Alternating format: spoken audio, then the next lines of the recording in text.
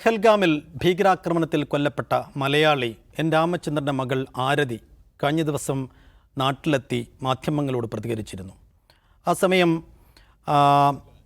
ആ പ്രതികരണത്തിന് ശേഷം ആരതിക്കെതിരെ വലിയ തോതിലുള്ള സൈബർ ആക്രമണമാണ് സോഷ്യൽ മീഡിയ പ്ലാറ്റ്ഫോമുകളിൽ ഉണ്ടാകുന്നത്. ഈ പ്രതികരിക്കുന്ന സമയത്ത് ആരതിയുടെ വേഷവിധാനം, ബോഡി ലാംഗ്വേജ്, മുഖഭാവം ഇതൊക്കെയാണ് ഇത്തരത്തിലുള്ള വിമർശനം ഉന്നയിക്കുന്നവർ അല്ലെങ്കിൽ തെറിവിളിക്കുന്ന ആളുകളുടെ ഒരു ഏരിയ. പക്ഷേ പ്രധാനപ്പെട്ട പ്രശ്നമായി മനസ്സിലാക്കുന്നത് അവിടെ സംഭവിച്ച കാര്യങ്ങൾ ആരതി വിശദീകരിക്കുമ്പോൾ ഈ സംഭവത്തിന് ശേഷം അവരെ രക്ഷപ്പെടുത്തിയതും അവരെ ഹോട്ടലിലേക്ക് മാറ്റുന്നതും പിന്നീട് വേണ്ട സഹായങ്ങളും പിന്തുണയും സംരക്ഷണവും ഒക്കെ നൽകുന്നത് കശ്മീരിലെ മുസ്ലിം സഹോദരങ്ങളാണ് എന്നവർ തുറന്നു പറഞ്ഞിരുന്നു. ആ ഒരു പരാമർശമാണോ ഇത്തരത്തിലുള്ള അധിക്ഷേപങ്ങൾ ചൊരിയാൻ ഇടയാക്കുന്നത് എന്നുള്ളൊരു ചോദ്യം ഉയരുന്നുണ്ട്. അപ്പോൾ ഈ വിഷയം സംസാരിക്കുകയാണ് നമ്മൾ ആദ്യം. അജിംസ്, ഇപ്പോൾ CPM അതിനെതിരെ കടുത്ത വിമർശനവുമായി രംഗത്ത് വന്നിട്ടുണ്ട്. ആരതിക്കെതിരെയുള്ള ഈ സൈബർ ബുള്ളിയിങ് അതിനെ വലിയ ഗൗരവതരത്തിൽ തന്നെ കാണണമെന്നുള്ളൊരു ആവശ്യമൊക്കെ CPM ഉന്നയിക്കുന്നുണ്ട്. അപ്പോൾ ഈ അധിക്ഷേപിക്കുന്നവരുടെ ലക്ഷ്യം എന്തായിരിക്കും? എനിക്കതിൽ ഏറ്റവും തമാശയായിട്ട് തോന്നുന്നത് CPM എന്ന് പറയുന്നത് ഇവിടെ ഭരിക്കുന്നൊരു പാർട്ടിയാണ്. ആ ഭരിക്കുന്ന പാർട്ടി പറയുകയാണ് അത് ഭയങ്കര അധിക്ഷേപകരമാണ്, അത് ഭയങ്കര പ്രശ്നമാണ്, അതൊന്നും ചെയ്യാൻ പാടില്ല എന്ന് പറയുകയാണ്. അങ്ങനെ പറയേണ്ട ജോലിയല്ല CPM-നുള്ളത്. CPM-ൻ്റെ പോളിറ്റ് ബ്യൂറോ അംഗമാണ് കേരളത്തിലെ മുഖ്യമന്ത്രി. ഒരു സ്ത്രീക്കെതിരെ അവരെ അപമാനിക്കുന്ന തരത്തിൽ സൈബർ പ്രചാരണം നടത്തുമ്പോൾ എന്താണ് ആ പാർട്ടിയും ആ സർക്കാരും ചെയ്യേണ്ടത്? അവർക്കൊരു നിയമ നടപടി സ്വീകരിക്കുകയല്ലേ വേണ്ടത്. അല്ലാതെ അങ്ങനെ ചെയ്യുന്നത് ശരിയല്ല, അങ്ങനെ ചെയ്യരുത് എന്ന് ഉപദേശരൂപേണ പറയുകയല്ല അവർ ചെയ്യേണ്ടത്. അവർ ചെയ്യേണ്ടത് നിയമപരമായിട്ട് അതിനെ നേരിടുക എന്നുള്ളതാണ്. കാരണം രണ്ട് തരത്തിലത് പ്രശ്നമാണ്. ഒന്നാമത്തെ കാര്യം, ഒരു ട്രോമാറ്റിക് ആയിട്ടുള്ളൊരു ഇൻസിഡൻറ്റ് നേരിട്ട് കണ്ട ഒരു സ്ത്രീയാണ്. സ്വന്തം അച്ഛൻ വെടിയേറ്റ് മരിച്ചപ്പോൾ അച്ഛൻ വെടിയേറ്റ് മരിച്ചു കഴിഞ്ഞു, ഇനി എനിക്കൊന്നും ചെയ്യാനില്ല, എനിക്ക് ഇവിടെ നിന്ന് ഓടി രക്ഷപ്പെടുകയും നിവൃത്തിയുള്ളൂ എന്ന് വിപതി ധൈര്യത്തോടെ ആ സമയത്ത് ഒരു തീരുമാനമെടുക്കുകയും അച്ഛൻ്റെ മൊബൈൽ ഫോൺ കയ്യിലെടുക്കുകയും അച്ഛൻ്റെ ID കാർഡ് അച്ഛൻ്റെ പോക്കറ്റിൽ തിരികെ കൊണ്ടാണ് അത്രയും കൂളായിട്ട് അത് ചെയ്യാൻ കഴിഞ്ഞത് അവരൊരു ധൈര്യമാണ്, ബ്രേവറിയാണ്. അങ്ങനെ രക്ഷപ്പെട്ട ഒരാൾ തിരിച്ചു വന്നിട്ട് അവർ മാധ്യമങ്ങളോട് വളരെ കൂളായിട്ട് സംസാരിക്കുന്നു. വളരെ കൂളായിട്ടെന്ന് പറഞ്ഞാൽ അവർ സംഭവിച്ച ആ ലോസ് അവർ ഉൾക്കൊള്ളുന്നു. അതേസമയം തന്നെ സവിശേഷമായൊരു മനോധൈര്യത്തോടുകൂടി മാധ്യമങ്ങളോട് അവിടെ നടന്ന കാര്യത്തെക്കുറിച്ച് പറയുകയും ചെയ്യുന്നു. അങ്ങനെ പറയാൻ എത്ര പേർക്ക് കഴിയും എന്നുള്ളതൊരു പ്രശ്നമാണ്. ഇപ്പോൾ നമ്മളൊരു വളരെ ട്രോമാറ്റിക് ആയിട്ടുള്ളൊരു ഇൻസിഡൻറ്റ്, നമ്മുടെ വേണ്ടപ്പെട്ടവർ മരിച്ചു പോവുക, ഒരു അപകടത്തിന് ദൃക്സാക്ഷിയാവുക, അല്ലെങ്കിൽ ഒരു കൊലപാതകത്തിന് സാക്ഷിയാവുക, ഇങ്ങനെയുള്ള കാര്യങ്ങൾ നമ്മൾ വരുമ്പോൾ നമ്മൾ പലരും പല രീതിയിലായിരിക്കും എന്നോട് പ്രതികരിക്കുക. ചിലർ അവിടെ തളർന്നു വീഴും, മോഹാലസ്യപ്പെടും, ചിലർ പൊട്ടിക്കരയും, ചിലർ മരവിച്ചു പോവും. ഇപ്പോൾ വളരെ അടുത്ത ആളുകളുടെ മരണമൊക്കെ നേരിൽ കണ്ട ആളുകൾ കരയാതിരിക്കുന്നത് നമ്മൾ ശ്രദ്ധിച്ചിട്ടുണ്ട്. അവർ കരയുന്നില്ല. അപ്പോൾ ചിലരൊക്കെ വന്നിട്ട് ബന്ധുക്കൾ വന്നിട്ട് പറയും, മോനെ ഒന്ന് കരയെന്ന് പറയും. കാരണം ഈ കരയാതിരുന്നാൽ ചിലപ്പോൾ അവർക്ക് കൂടുതൽ പ്രശ്നമായിരിക്കും ഉണ്ടാവുക, കരയാൻ സാധിക്കില്ല. ചിലപ്പോൾ ഇതൊക്കെ കഴിഞ്ഞിട്ടായിരിക്കും അവർ കരയുന്നുണ്ടാവുക. അപ്പോൾ കരയാതിരിക്കുന്ന ഒരാളെ പറ്റി ജഡ്ജ് ചെയ്ത് പറയണം അവർക്ക് സങ്കടമൊന്നുമില്ല. ഈ ആരതിയുടെ കാര്യത്തിലും അവരെ അധിക്ഷേപിക്കുന്നവർ, ഈ കമൻറ്റ് ബോക്സുകൾ അധിക്ഷേപിക്കുന്നവർ ചെയ്യുന്ന ആ കാര്യമാണ്. ഒരു കമൻറ്റ് ഞാൻ വായിച്ചത് എത്രത്തോളം ക്രൂരമാണെന്ന് ആലോചിക്കുക. ഭീകരവാദികളെ വിളിച്ചു വരുത്തി സ്വന്തം അച്ഛനെ കൊല്ലിച്ചുകളായിരിക്കും എന്നൊക്കെ എഴുതാൻ തക്ക ക്രൂരമായ മനോനിലയുള്ള ആളുകൾ പോലും അതിലുണ്ട്. വീട്ടിലെത്തിച്ചപ്പോൾ പിടിവിട്ട് കരയുന്ന ആരതിയെ നമ്മൾ കണ്ടു. അതാണ് ഞാൻ പറഞ്ഞത്. അപ്പോൾ നമുക്ക് ആ സംഭവം കാണുമ്പോൾ ചിലപ്പോൾ കരയാൻ പറ്റുന്നു വരില്ല. ആ സമയത്ത് നമ്മുടെ മനോനില വീണ്ടെടുക്കുക എന്നുള്ള വളരെ പ്രധാനപ്പെട്ട കാര്യമാണ്. ആ അർത്ഥത്തിൽ ആരതി വളരെ ബ്രേവ് ഹാർട്ടാണ്, അവർ വളരെ ധൈര്യമുള്ളൊരു സ്ത്രീയാണ് എന്നാണ് മനസ്സിലാക്കേണ്ടത്. പക്ഷെ അവർക്കെതിരെയുള്ള വിദ്വേഷം, സേഫ് പറഞ്ഞതുപോലെയുള്ള പ്രശ്നം, അത് നമ്മുടെ ഈ പെഹൽഗാം ആക്രമണത്തെ തുടർന്ന് ഇങ്ങനെ ഡാം തുറന്നു വിട്ടതുപോലെ പൊട്ടി ഒലിക്കുന്ന വിദ്വേഷമുണ്ട്. ആ വിദ്വേഷത്തെ തുടർന്നാണ്. ആ വിദ്വേഷം ഉണ്ടാകുന്നത് എങ്ങനെയാണ്? അത് നേരത്തെ തന്നെ ഒരു ഭീകരാക്രമണം ഉണ്ടാകുമ്പോഴത്തേക്കും നമ്മൾ ഉണ്ടായ നിമിഷങ്ങൾക്ക് തന്നെ അതിന് തിയറി ചമയ്ക്കുകയാണ്. അത് ആര് ചെയ്തതായിരിക്കും എന്ന് തിയറി ചമയ്ക്കുകയാണ്. അത് അവിടെ നിന്ന് ചെയ്തതായിരിക്കും, ഇവർ ചെയ്തതായിരിക്കും, ഇതിൻ്റെ പിന്നിലുള്ള ഐഡിയോളജി ഇതാണ്, ഭീകരവാദത്തിന് മതമുണ്ട്, അപ്പോൾ ആ മതത്തിൽപ്പെട്ടവരൊക്കെ ഏതോ സമയത്ത് ഭീകരവാദികളാകാൻ തയ്യാറായിരിക്കുന്ന ആളുകളാണ്, ഇവരെയൊക്കെ സൂക്ഷിക്കണം. ഇതാണ് ഒരു പാറ്റേൺ. ഇപ്പോൾ പെഹൽഗാം ഭീകരാക്രമണത്തെ തുടർന്ന് പുറത്തു വന്ന വിദ്വേഷത്തിൻ്റെ പാറ്റേൺ എന്താണ്? അത് ചെയ്തു തന്നെ ആളുകളാണ്. അത് ഔദ്യോഗികമായി സ്ഥിരീകരിക്കുന്നതിന് മുമ്പ് തന്നെ നമ്മൾ സ്ഥിരീകരിക്കുന്നു. അതിന് പിന്നിലുള്ളത് മറ്റേ രാജ്യമാണ്. ഇത് ചെയ്തവർക്കൊക്കെ കശ്മീരികൾ സപ്പോർട്ടാണ്. ഇത് ചെയ്യിപ്പിക്കുന്നത് കശ്മീരികളുടെ മതവും അവരുടെ ഐഡിയോളജിയുമാണ്. അതുകൊണ്ട് ഈ മതത്തിൽ വിശ്വസിക്കുന്നവരൊക്കെ ഭീകരന്മാരാണ്. അതുകൊണ്ട് ഇവരൊക്കെ ഏത് സമയവും ഭീകരരാവാൻ സാധ്യതയുള്ളവരാണ്, പൊട്ടൻഷ്യൽ ടെററിസ്റ്റുകളാണ്. ഇതാണ് അതിൻ്റെ ഒരു പാറ്റേൺ, വിദ്വേഷത്തിൻ്റെ. അപ്പോൾ ആ പാറ്റേൺ പിന്തുടർന്ന് തന്നെ പ്രതികരിക്കണം എന്ന് മറ്റുള്ളവരെ കൂടി വാശി പിടിപ്പിക്കുകയാണ്. അതിനപ്പുറം ഇതിനു മുമ്പ് ഇന്ത്യയിൽ നടന്നിട്ടുള്ള ഭീകരാക്രമണങ്ങൾ, അതിനോട് ഭരണകൂടം സ്വീകരിച്ച നിലപാടുകൾ, പിന്നീട് അന്വേഷണത്തിലൂടെ കണ്ടെത്തിയ വസ്തുതകൾ, ഭീകരവാദികളോട് ഭരണകൂടം സ്വീകരിക്കുന്ന നിലപാടുകൾ, ഇതിനൊരു ക്രിട്ടിക്കൽ പോയിന്റ് ഓഫ് വ്യൂവിൽ വിശകലനം ചെയ്യാൻ ആരെങ്കിലും തുനിഞ്ഞാൽ അവരെയും ഭീകരവാദികളാക്കുകയും അവരെയൊക്കെ മറ്റേ പാകിസ്ഥാനികളാക്കുകയും അവരോട് ഇന്ത്യ വിട്ടുപോകാൻ ആവശ്യപ്പെടുകയും ചെയ്യുന്ന അത്ര ഭ്രാന്തമായ ദേശീയ വികാരമാണ്. ദേശീയ വികാരം എന്ന് പോലും അതിന് പറയാൻ കഴിയില്ല. ഭ്രാന്തമായ വെറുപ്പാണ് സോഷ്യൽ മീഡിയയിലൂടെ പ്രചരിപ്പിക്കപ്പെടുന്നത്. അപ്പോൾ ഇതിനോട് എങ്ങനെയാണ് റിയാക്ട് ചെയ്യേണ്ടത്, എങ്ങനെയാണ് നമ്മളൊരു ഇപ്പോൾ ഒരു എക്സാമ്പിൾ, കേരളം കണ്ട ഏറ്റവും വലിയ ഭീകരാക്രമണമായിരുന്നു കളമശ്ശേരി ബോംബ് സ്ഫോടനം. കേരളത്തിലുണ്ടായ ഏറ്റവും വലിയ ഭീകരാക്രമണമാണ്. ആ ഭീകരാക്രമണത്തിൻ്റെ പേരിൽ ആ ഭീകരാക്രമണത്തിന് പിന്നിൽ പ്രവർത്തിച്ച ഒരു മനുഷ്യനാണ്. അയാളുടെ പിന്നിൽ ആരൊക്കെയാണ് ഉണ്ടായിരുന്നത്, അയാളുടെ ഐഡിയോളജി എന്താണ്, അയാൾ ആ ഭീകരപ്രവർത്തനം ചെയ്യാൻ പ്രേരിപ്പിച്ചത് അയാളുടെ മതമാണോ, അയാൾ ആ ഭീകരവാദിയായതിൽ അയാൾ ഉൾക്കൊള്ളുന്ന സമുദായങ്ങൾക്ക് പങ്കുണ്ടോ, ആ ഭീകരാക്രമണം നടത്തിയ ആൾക്ക് ഇന്ത്യയോട് കൂറുണ്ടോ, അയാൾ വേറെ ഏതെങ്കിലും രാജ്യത്തിൻ്റെ വക്താവാണോ തുടങ്ങിയ ചർച്ചകളൊന്നും ഉണ്ടായിട്ടില്ലല്ലോ. അങ്ങനൊരു ചർച്ച ഇന്ത്യ അല്ല. പക്ഷേ അവിടെ ഉണ്ടായ ചർച്ച എന്തായിരുന്നു? ആ സംഭവം നടന്ന ഉടനെ ഉണ്ടായ ചർച്ച എന്തായിരുന്നു? ഇതൊക്കെ മറ്റവന്മാരാണ്, ഫലസ്തീൻ ഇസ്രായേൽ കോൺഫ്ലിക്റ്റ് നടക്കുമ്പോൾ ആ ഫലസ്തീൻ്റെ ഭാഗത്ത് നിൽക്കുന്നവരാരോ ചെയ്തതാണിത്, അങ്ങനെ തുടങ്ങി എന്തെല്ലാം തിയറികളാണ് ഉണ്ടായിട്ടുള്ളത്. അപ്പോൾ ഈ വിദ്വേഷത്തിന് ഒരേ ഒരു ലക്ഷ്യമേ ഉള്ളൂ. ആ വിദ്വേഷത്തിൻ്റെ ലക്ഷ്യം അത് പ്രീ പ്ലാൻഡ് ആയിട്ട് അവരെന്താണ് ചെയ്യണമെന്ന് അവർക്ക് നല്ല ബോധ്യമുണ്ട്. ഇനിയിപ്പോൾ നാളെയും ഒരു ഭീകരാക്രമണം ഇന്ത്യയിൽ ഉണ്ടാവുകയാണെങ്കിൽ ഇത് ചെയ്തുകൊണ്ടിരിക്കുന്നത് വിദ്വേഷം പ്രചരിപ്പിക്കുന്ന ആൾക്ക് ഒരു പ്ലാനുണ്ട്. ആ പ്ലാൻ അനുസരിച്ച് കാര്യങ്ങൾ ചെയ്യൂ. അങ്ങനെ തന്നെ അവർ ചിന്തിക്കൂ. അങ്ങനെ അല്ലാതെ ഒരാൾ ചിന്തിക്കുകയാണെങ്കിൽ, അല്ലെങ്കിൽ കുറേ കൂടി ക്രിട്ടിക്കലായിട്ട് ആ വിഷയത്തെ അനലൈസ് ചെയ്യുകയാണെങ്കിൽ, ഭരണകൂടത്തെ വിമർശിക്കുകയാണെങ്കിൽ, സെക്യൂരിറ്റി ലാപ്സിനെ കുറിച്ച് സംസാരിക്കുകയാണെങ്കിൽ അവരെല്ലാം ഈ ഭീകരരുടെ ആളാക്കുകയും, അപ്പോൾ യഥാർത്ഥത്തിൽ ഇതിൽ യഥാർത്ഥ രാജ്യസ്നേഹികളാരാണ്, രാജ്യത്തോട് കൂറുള്ളവരാരാണെന്നുള്ളത് ചിന്തിക്കാനുള്ളൊരു അവസരം കൂടിയാണ് ഇത് ചെയ്യുന്നത്. കാരണം ഈ ഭീകരവാദികളുടെ ഈ ക്രൂര കൃത്യം ചെയ്തവരുടെ ലക്ഷ്യം എന്താണ്? ആ ലക്ഷ്യം വളരെ വ്യക്തമാണ്. ഇപ്പോൾ ജനങ്ങളെ വിഭജിക്കുക എന്നുള്ളതാണ് അതിൻ്റെ പ്രധാനപ്പെട്ട ലക്ഷ്യം.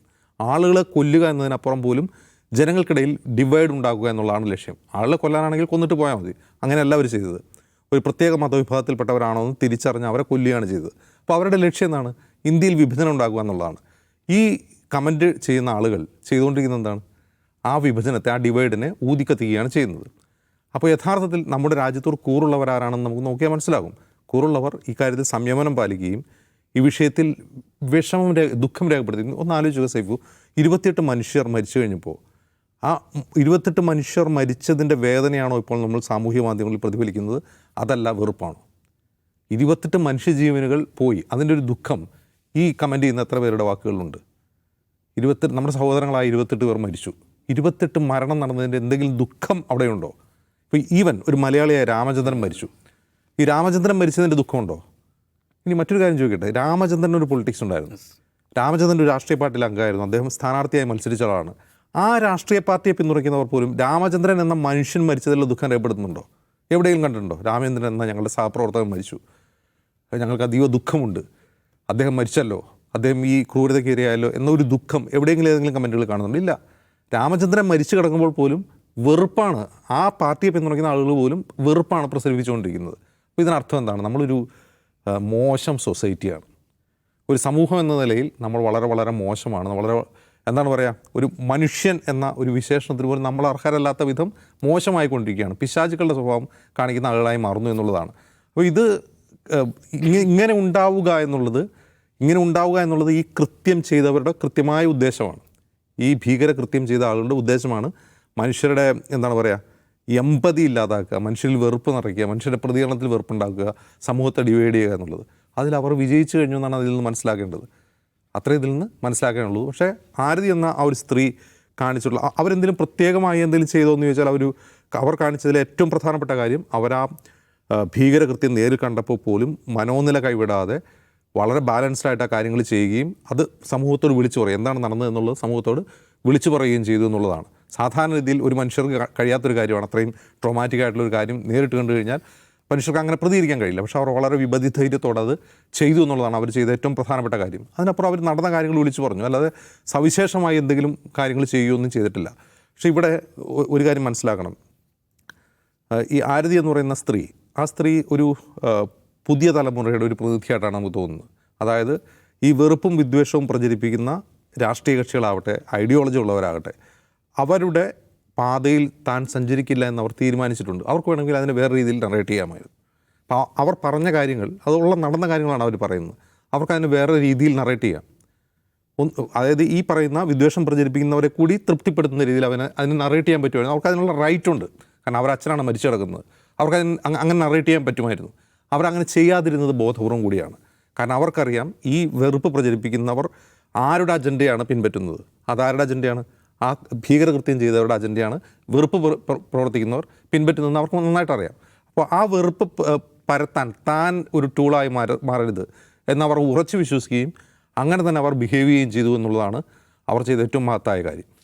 നൗഫൽ, ഇപ്പോൾ ആദ്യം സൂചിപ്പിച്ചതുപോലെ രാമേന്ദ്രൻ ഇതൊരു BJP ഫാമിലിയാണ്. അങ്ങനെ ഒരു BJP-കാരനായ അവിടെ പിന്നെ പ്രാദേശിക തെരഞ്ഞെടുപ്പിൽ മത്സരിച്ചിട്ട് പോലും ഉണ്ട് രാമേന്ദ്രൻ. അങ്ങനെ ഒരു രാമചന്ദ്രൻ്റെ മകളായ ആരതിക്കെതിരെ പോലും ഇങ്ങനെ ഒരു സൈബർ ആക്രമണം നടക്കുന്നുണ്ടെങ്കിൽ, യാഥാർത്ഥ്യം വിളിച്ചു പറഞ്ഞതിൻ്റെ പേരിൽ ഒരു ആക്രമണം നടക്കുന്നുണ്ടെങ്കിൽ നമ്മുടെ സിറ്റുവേഷൻ എത്ര കണ്ട് മലിനമാണ്. ശരിക്കും ഇപ്പോൾ അജിംസൊക്കെ പറഞ്ഞ പോലെ തന്നെ ഈ ഭീകരാക്രമണം നടന്നിട്ട് നമുക്കൊക്കെ വലിയ ദുഃഖം, ദേഷ്യം, ഇതൊക്കെയാണല്ലോ നമ്മളെ വികാരമുണ്ടായത്. അതിനിടയിൽ നമുക്ക് അല്പമെങ്കിലും ആശ്വാസം കിട്ടിയത് ഈ ആരതിയുടെ വാക്കുകൾ കേട്ടപ്പോഴാണ്. ആ ആശ്വാസമാണ് ശരിക്കും ഈ രാജ്യത്തെ ജനങ്ങൾക്കൊക്കെ ഉണ്ടാകേണ്ടത്. കാരണം ഒരു ഭീകരാക്രമണം നടന്നു, അപലപിക്കേണ്ടതാണ്, ഒരിക്കലും ഉണ്ടാകാൻ പാടില്ലാത്തതാണ്, അതിനെതിരെയുള്ള ശക്തമായ നടപടികൾ സ്വീകരിക്കേണ്ടതാണ്, ആ രീതിയിലൊക്കെ പോകേണ്ടതാണ്. ഇനിയൊരു ഭീകരാക്രമണം ഇന്ത്യയിൽ ഉണ്ടാകാനും പാടില്ല. അതോടൊപ്പം തന്നെ പ്രധാനപ്പെട്ടതാണ് ഇതിൻ്റെ പ്രതിഫലനവും രാജ്യത്തുണ്ടാകാൻ പാടില്ല എന്നുള്ളത്. അതായത് ഇതിൻ്റെ പേരിൽ രാജ്യത്ത് ഒരു ഡിവിഷനും അങ്ങനെ അതിൻ്റെ പേരിൽ ആളുകൾ തമ്മിൽ തല്ലുകയും ചെയ്യുന്നൊരവസ്ഥയിലേക്ക് കാര്യങ്ങൾ പോകരുത്. അങ്ങനെ ആ അവസ്ഥയിലേക്ക് പോകുന്ന ഘട്ടത്തിലാണ് ആരതിയുടെ ഈ അപ്രതീക്ഷിതമായ വാക്കുകൾ നമുക്കൊക്കെ ആശ്വാസം നൽകിയത്. ആ വാക്കുകളെ ആ രീതിയിലെടുക്കുകയും ആ ആശ്വാസത്തിൽ നമ്മൾ വല്ലാതെ സന്തോഷിക്കുകയുമാണ് ചെയ്യേണ്ടിയിരുന്നത്. പക്ഷേ സംഭവിച്ചത് എന്താണ്? ചില കൂട്ടർ അതിനെയും വേറെ രീതിയിൽ വളച്ചൊടിക്കാൻ വേണ്ടി ശ്രമിച്ചു എന്നുള്ളതാണ്. കാരണം അവർ വളരെ ആത്മാർത്ഥമായി ആണ് സംസാരിച്ചത്. നമുക്കറിയാം, അവരുടെ അച്ഛൻ മരിച്ചു കിടക്കുകയാണ്. അവരാ ഒരു വല്ലാത്തൊരവസ്ഥയെ അഭിമുഖീകരിച്ച ആളാണ്. അങ്ങനെയുള്ള ഒരാളാണ് പിറ്റേ ദിവസം മാധ്യമങ്ങളോട് സംസാരിക്കുന്നത്. എന്നിട്ടും അവർ പറയുന്ന വാക്കുകൾ എത്ര കൃത്യമാണ്. കൃത്യമായി അവിടുത്തെ സംഭവം വിവരിക്കുന്നു. ഞാൻ ഒറ്റ ഉദാഹരണം പറയാം. അവർ പറഞ്ഞൊരു കാര്യമുണ്ടല്ലോ, അതായത് ഈ മുസാഫിർ, സമീർ അല്ലേ, ഈ 2 ഡ്രൈവർമാരുടെ കാര്യം പറയുന്നുണ്ട്. പുലർച്ചെ 3 മണി വരെ അവരെ കൂടെ അനിയനും ജ്യേഷ്ഠനെ പോലെ നിന്ന് എൻ്റെ കൂടെ നിന്ന അവർ, എന്നെ എയർപോർട്ടിൽ കൊണ്ടുവിടുന്നവരെ എൻ്റെ കൂടെ നിന്ന ആളുകൾ. എന്നിട്ട് അവരോട് പോകാൻ നേരത്ത് പറഞ്ഞത് നിങ്ങളുടെ അള്ളാഹു രക്ഷിക്കട്ടെ എന്നാണ് പറഞ്ഞത്. അവർക്ക് വേണ്ടി നിന്നെ ദൈവം രക്ഷിക്കട്ടെ അല്ലെങ്കിൽ ഭഗവാൻ രക്ഷിക്കട്ടെ എന്ന് പറയാമായിരുന്നു. പക്ഷേ എന്തുകൊണ്ടാണ് അള്ളാഹു രക്ഷിക്കട്ടെ എന്നവർ പറഞ്ഞത്? അവർ ആ മുസാഫിറിൻ്റെയും സമീറിൻ്റെയും മതത്തെ അല്ലെങ്കിൽ അവരുടെ വിശ്വാസത്തെ ബഹുമാനിക്കുന്നു എന്നുള്ളതാണ്. ആ ബഹുമാനം കൊടുക്കുക എന്നുള്ളതാണ് ശരിക്കും ഈ ഭീകരർക്കുള്ള ഏറ്റവും വലിയ മറുപടിയായിരുന്നു അത്. കാരണം അന്യമതസ്ഥനെ ബഹുമാനിക്കാൻ പഠിക്കുക എന്നുള്ള ഒരൊറ്റ കാര്യമുണ്ടല്ലോ, അത് ഭീകരർക്കുള്ള മറുപടിയാണ്. ഇതിന് ശേഷം ഡിവിഷൻ ഉണ്ടാക്കുന്ന ആളുകൾക്കുമുള്ളൊരു മറുപടിയാണത്. കാരണം എൻ്റെ സഹോദരൻ, എൻ്റെ കൂടെ പഠിക്കുന്നവൻ, എൻ്റെ കൂടെ ജോലി ചെയ്യുന്നവൻ്റെ അവൻ്റെ മതം ഏതായാലും അവനെ ആ മതത്തിൽ അവൻ നിൽക്കുമ്പോൾ തന്നെ അവനെ ബഹുമാനിക്കാൻ എനിക്കറിയാം എന്ന് പറയാൻ സാധിക്കുക എന്നുള്ള വളരെ മഹത്തായൊരു സന്ദേശമാണ് അവർ ആ വാക്കുകളിലൂടെ പറഞ്ഞിരിക്കുന്നത്. ഇവർ കടന്നുപോയ ഘട്ടമുണ്ടല്ലോ, അതായത് അച്ഛൻ ഇവരോടും മക്കളോടും അച്ഛനോടും നിലത്ത് കിടക്കാൻ പറയുന്നു, കിടന്ന ശേഷം കലിമ ചൊല്ലാൻ പറയുന്നു, അതിനുശേഷം അച്ഛനെ വെടിവെച്ച് കൊല്ലുന്നു. ആ ഘട്ടം എന്ന് പറയുന്നത് നമുക്കൊന്നും ഒരിക്കലും ആലോചിക്കാൻ പറ്റാത്ത ഘട്ടമാണ്. അപ്പോഴും അവർ സമചിത്തത കൈവിടാതെ ആ മനോധൈര്യത്തോടു കൂടി അവർ ബാക്കി കാര്യങ്ങൾ ചെയ്യുകയാണ്. അവർ അവിടെ നിന്ന് രക്ഷപ്പെടുന്നതിനിടയിൽ അവർ ID കാർഡിൻ്റെ കാര്യം ഓർക്കുന്നു. ഈ കാര്യം അമ്മ അറിയാതിരിക്കാനുള്ള കാര്യങ്ങൾ ചെയ്യുന്നു. എന്തൊക്കെ കാര്യങ്ങളാണ്, ഹോട്ടലിലുള്ള TV കണക്ഷൻ ഓഫ് ചെയ്യാൻ വേണ്ടി പറയുന്നു. ഇങ്ങനെയൊക്കെ സാധിക്കുക എന്ന് പറഞ്ഞാൽ ഈ ഒരു സ്ത്രീക്ക് സാധിക്കാൻ പറ്റിയെന്ന് പറഞ്ഞു കഴിഞ്ഞാൽ നമ്മളൊക്കെ അത്ഭുതപ്പെടുത്തും, നമ്മളൊക്കെ മാതൃകയാക്കേണ്ട ഒരു സംഭവമാണത്. അങ്ങനെയുള്ള ഒരാൾക്കെതിരെ അവരുടെ മുഖഭാവത്തെ നോക്കി, അവരുടെ കണ്ണുനീരുണ്ടോ എന്ന് ചികഞ്ഞു നോക്കി പ്രതികരിക്കുന്ന നമ്മളൊക്കെ അത്തരം ആളുകളുടെയൊക്കെ ഒരു എത്രത്തോളം അശ്ലീലമാണ് അവരുടെ മനസ്സ് എന്ന് ആലോചിച്ച് നോക്കുക. അപ്പോൾ ആ രീതിയിൽ അതിനെ കാണാതെ ഈ വളച്ചൊടിക്കുക എന്ന് പറയുന്നത് ഡിവിഷൻ ആഗ്രഹിക്കുന്ന ആളുകളാണ് എന്നുള്ളതാണ്. ഡിവിഷൻ ആഗ്രഹിക്കുക എന്ന് പറഞ്ഞാൽ ഇവരുടെ കണ്ണീരിനോടൊക്കെ അപ്പുറം ഇവരുടെ ഈ അവസാനം പറഞ്ഞ വാക്കുകളുണ്ടല്ലോ, ഒരു വിഭാഗത്തിലെ ആളുകളാണ് ഈ ആക്രമിച്ചത്, ഒരു വിഭാഗത്തിൻ്റെ പേരിലാണ് ഈ ആക്രമിച്ചത്, എന്നിട്ടും ആ വിഭാഗത്തെ ഒന്നടങ്കം വെറുപ്പ് വമിപ്പിക്കുന്ന രീതിയിൽ പ്രചരണം നടക്കുന്ന ഘട്ടത്തിൽ അതിനെയെല്ലാം തണുപ്പിക്കുന്ന രീതിയിൽ ഈ വാക്കുകൾ പറഞ്ഞതാണ് അവർക്കെതിരെയുള്ള സൈബർ അറ്റാക്കിൻ്റെ പ്രധാനപ്പെട്ട കാരണമെന്നാണ് ഞാൻ മനസ്സിലാക്കുന്നത്. ഏതായാലും ഇത്തരം ആരുതിമാർ രാജ്യത്തിന് ആശ്വാസമാണ്. അവരാണ് ഇനിയും ഈ രാജ്യത്തെ നയിക്കേണ്ടത്. ശരി.